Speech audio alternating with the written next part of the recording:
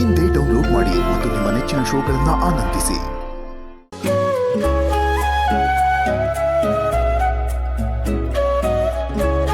ಸ್ವಾಮಿ, ನಮ್ಮನೇಲಿ ಯಾವುದೇ ಪೂಜೆ ನಡಿಬೇಕಾದ್ರೂ ಮೊದಲು ನೆನಪಾಗೋದು ನೀವೇ ಮುಂದೆ ನಿಂತು ಪೂಜೆ ಮಾಡಿಸಿದ್ರೇನೆ ನಮಗೇನೋ ಒಂಥರ ಸಮಾಧಾನ.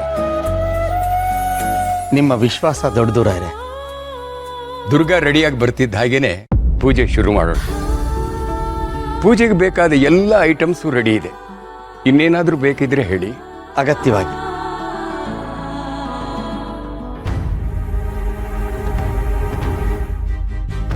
ಏನ್ ಮಾಯಾ, ಖುಷಿಯಾಗಿರೋ ಹಾಗೆ ಕಾಣಿಸ್ತಾ ಇದೆಯಾ? ಏನ್ ಮಾಡೋದು, ಈ ಮನೇಲಿ ಪೂಜೆ ಅಂತ ಎಲ್ಲರೂ ಖುಷಿಯಾಗಿದ್ದಾರೆ. ನಮಗ ಅವಮಾನ ಮಾಡಿರೋ ಇವರು ಯಾರು ಖುಷಿಯಾಗಿರ್ಬಾರ್ದು ಅಂತ ಅನ್ಕೋತೀನಿ. ಆದ್ರೆ ಏನ್ ಮಾಡೋದು ಇವ್ನ. ಈ ಮಾಯಾ ಏನೇ ಪ್ಲಾನ್ ಮಾಡಿದ್ರು ಪರ್ಫೆಕ್ಟ್ ಆಗೇ ಇರುತ್ತೆ. ಒಂದ್ಸಲ ದುರ್ಗಾ ಎಂಟ್ರಿ ಕೊಡ್ಲಿ, ಆಮೇಲೆ ಈ ಖುಷಿ ವ್ಯಾಲಿಡಿಟಿನೂ ಮುಗಿಯತ್ತೆ. ಹಾಗಂತೀಯ? ಅಂದ್ರೆ ಈಗ ಈ ಪೂಜೆ ಹೋಗಿ ರಣರಂಗ ಆಗುತ್ತೆ ಅಂತನಾ? Just wait and watch.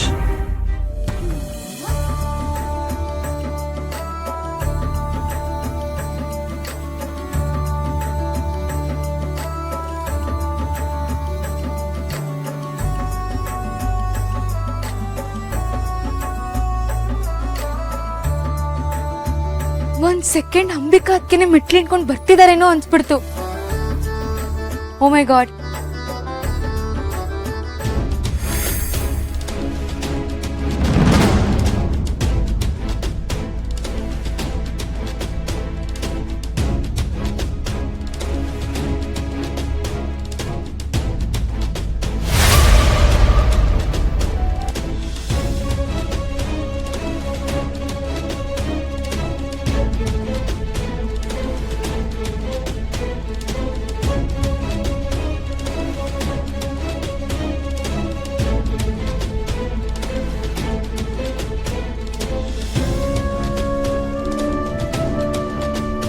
Ambika ಥಿಂಗ್ಸ್ನ ಕಂಪ್ಲೀಟ್ ಆಗಿ ಬಿಸಾಕದೆ ಇಟ್ಟಿದ್ದೇ ಒಳ್ಳೇದಾಯ್ತು.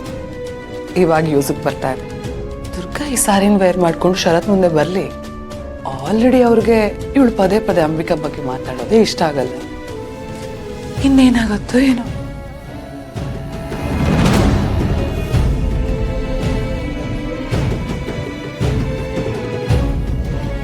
ಅಯ್ಯೋ ನೋಡ್ರಿ, ನಮ್ ದುರ್ಗಾ ಸೀರಿಯಲ್ ಎಷ್ಟು ಚೆನ್ನಾಗಿ ಕಾಣಿಸ್ತಿದ್ದಾಳೆ. ಸ್ವಲ್ಪ ಸುಮ್ಮನಿರ್ತೀಯ ನೀನು? ನಿನಗೆ ಸಮಯ ಸಂದರ್ಭ ಅನ್ನೋದೇನು ಗೊತ್ತಾಗೋದಿಲ್ವಾ? ಸುಮ್ಮನಿರು ಪ್ಲೀಸ್ ಶರತ್, ದುರ್ಗಾ ಮೇಲೆ ಕೋಪ ಮಾಡ್ಕೋಬೇಡಿ. ಇದರಲ್ಲಿ ದುರ್ಗನೇನು ತಪ್ಪಿಲ್ಲ. ಅವಳು ಗೊತ್ತಿಲ್ಲದೆ ನನ್ನ ಸೀರೆನ ಉಟ್ಕೊಂಡ್ ಬಂದಿದ್ದಾಳೆ. ನೀವು ಕೋಪ ಮಾಡ್ಕೊಂಡು ದುರ್ಗಾ ಮೇಲೆ ರೇಗಾಡ್ಲಿ ಅಂತಾನೆ ಮಾಯಾ ಹೀಗೆ ಮಾಡಿದಾಳೆ ಅಂತ ಅನ್ಸತ್ತೆ. ಪ್ಲೀಸ್ ಶರತ್, ಅರ್ಥ ಮಾಡ್ಕೊಳ್ಳಿ.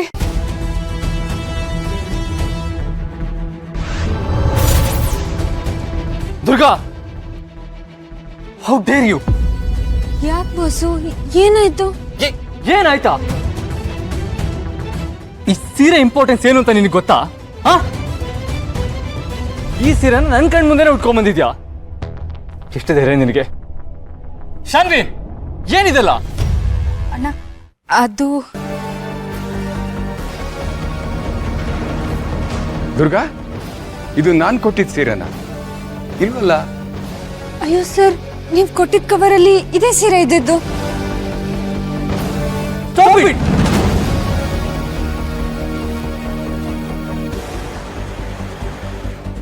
ಅಲ್ಲ, ನಾನು ಅಂಬಿಕಾ ಹೆಸರು ತೆಗಿಬೇಡ ಅಂತ ಹೇಳಿದ್ದೆ.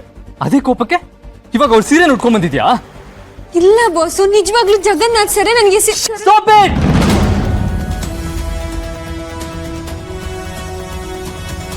ನೋಡು, ಇದು ಅಂಬಿಕಾ ಸೀರೆ ಅಂತ ಗೊತ್ತಿದ್ದು ಅಪ್ಪ ನಿನ್ಗೆ ಯಾಕೆ ಇದನ್ನ ಕೊಡ್ತಾರೆ? ನೀನು ನಿನ್ ಲಿಮಿಟ್ ಅಲ್ಲಿ ಇರು ಅಂತ ನಾನು ನಿನ್ಗೆ 1000 ಸತಿ ಹೇಳಿದ್ದೀನಿ. ಆದ್ರೂ ಮತ್ತೆ ಮತ್ತೆ ಅದೇ ಮಿಸ್ಟೇಕ್ ಮಾಡ್ತಾ ಇದ್ಯಾ? ಶರತ್, ಒಂದ್ ನಿಮಿಷ. ನಾನು ಇಲ್ಲಪ್ಪ, ನಾನು ಇವಳನ್ನ ನೋಡ್ತಾನೆ ಇದ್ದೀನಿ. ನನ್ಗೆ ಏನ್ ಮಾಡ್ಬೇಡ ಅಂತ ಹೇಳ್ತೀನೋ ಪದೇ ಪದೇ ಅದನ್ನೇ ಮಾಡಿ ನನ್ನ ಪೇಷಂಟ್ ಟೆಸ್ಟ್ ಮಾಡ್ತಾ ಇದ್ದಾಳೆ. ಈ ಸೀರೆ ನನ್ನ ಪಾಲಿಗೆ ಬರೀ ಸೀರೆ ಅಲ್ಲ, ಈ ಸೀರೆ ಮೇಲೆ ಅಂಬಿಕಾ ಜೀವನ ಇಟ್ಕೊಂಡಿದ್ಲು ಗೊತ್ತಾ? ಶರತ್, ನನ್ನ ಮಾತು ಕೇಳಪ್ಪ. ಐ ಆಮ್ ಸಾರಿ ಅಪ್ಪ. ಇವಳಿಗೆ ಹೀಗೆ ಹೇಳಿದ್ರೆ ಅರ್ಥ ಆಗಲ್ಲ. ನಾನು ಅಂಬಿಕಾ ಮೇಲೆ ಇಟ್ಟಿರೋ ಫೀಲಿಂಗ್ಸ್ನ ತೀರಾ ಇಗ್ನೋರ್ ಮಾಡ್ತಾ ಇದೆಯಲ್ಲ. ನಾನು ಪೇಷನ್ಸ್ ಕಳ್ಕೊಂಡ್ರೆ ಏನಾಗುತ್ತೆ ಅಂತ ಇವತ್ತು ನಿನಗೆ ಗೊತ್ತಾಗುತ್ತೆ.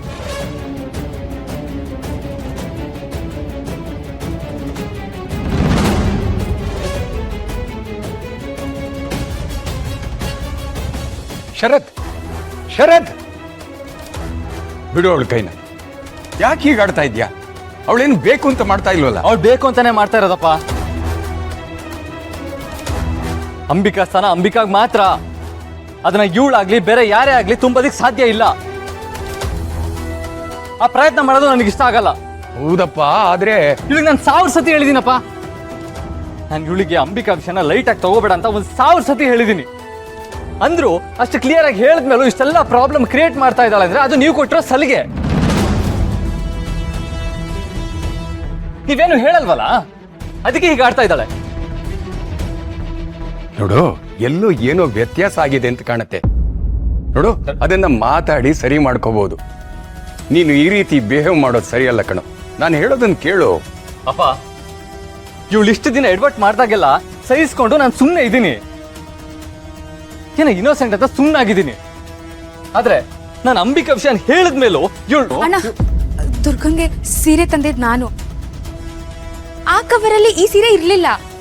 ಇಲ್ಲಿ ಏನೋ ವಾಟ್ ಎವರ್ ಶಾನ್ವಿ. ಆದ್ರೆ ಇವಾಗ ಇವಳು ಈ ಸೀರೆ ಉಟ್ಕೊಂಡ್ ಬಂದಿದ್ದಾಳೆ ತಾನೆ. ಇದು ಒಂದೇ ವಿಷಯ ಅಂತ ಅಲ್ಲ. ಹಿತ ಹತ್ರ ಅಂಬಿಕಾ ಬಗ್ಗೆ ಮಾತಾಡ್ಬೇಡ ಅಂತ ಹೇಳಿದ್ದೀನಿ. ಕೇಳ್ದೆ ಮತ್ತೆ ಮತ್ತೆ ಹೋಗಿ ಮಾತಾಡ್ತಾಳೆ.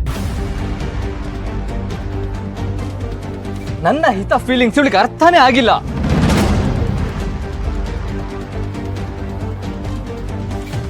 ಈ ಮದ್ವೆಗೆಲ್ಲ ಕಾರಣ ಅಂಬಿಕಾ ಅಂತ ಏನೋ ಹುಚ್ಚುಚ್ಚಾಗೆಲ್ಲ ಮಾತಾಡ್ತಾಳೆ. ಅಂಬಿಕಾ ಬಗ್ಗೆ ಇವಳಿಗೆ ಏನ್ ಗೊತ್ತು? ಅಂಬಿಕಾ ನನಗೆ ಕಾಣಿಸ್ತಾಳೆ ಅಂತ ಅನ್ನೋದು ಹಿತಾಗೆ ಅಂಬಿಕಾ ಬಗ್ಗೆ ಫಾಲ್ಸೋ ಬರೋ ಹಾಗೆ ಮಾಡ್ತಾಳೆ. ಒಂದ ಎರಡ ಇವಳು ಇದನ್ನೆಲ್ಲ ಮಾಡ್ತಾ ಇರೋದು ನೋಡ್ತಾ ಇದ್ರೆ ಅಂಬಿಕಾ ಸ್ಥಾನ ಪಡ್ಕೊಳ್ಳೋದಕ್ಕೆ ಅನ್ಸುತ್ತೆ.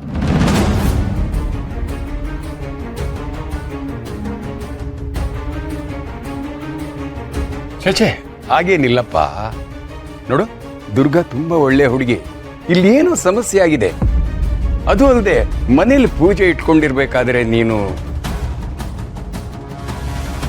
ಶರತ್, ಅಟ್ಲೀಸ್ಟ್ ದುರ್ಗಾ ಏನ್ ಹೇಳ್ತಿದ್ದಾಳ ಅಂತ ಆದ್ರೂ ಕೇಳು. ಅದ್ರ ಅಗತ್ಯ ಇಲ್ಲ. ನನ್ನ ಮತ್ತೆ ನನ್ನ ಮಗಳ ಫೀಲಿಂಗ್ಸ್ ಜೊತೆ ಆಟ ಆಡೋರ್ಗೆ, ಅಂಬಿಕಾ ಸ್ಥಾನ ಕಿತ್ಕೊಳಕ್ ನೋಡೋರ್ಗೆ ಈ ಮನೆ ಜಾಗ ಇಲ್ಲ.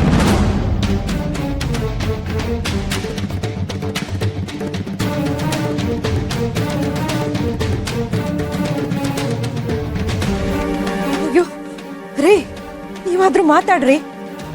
ನಮ್ ದುರ್ಗಾ ಈ ಮನೆ ಸೊಸೆಯಾಗಿರೋದೇ ಸರಿ. ಏನಾದ್ರೂ ಹೇಳಿ. 1 ನಿಮಿಷ ಇರು.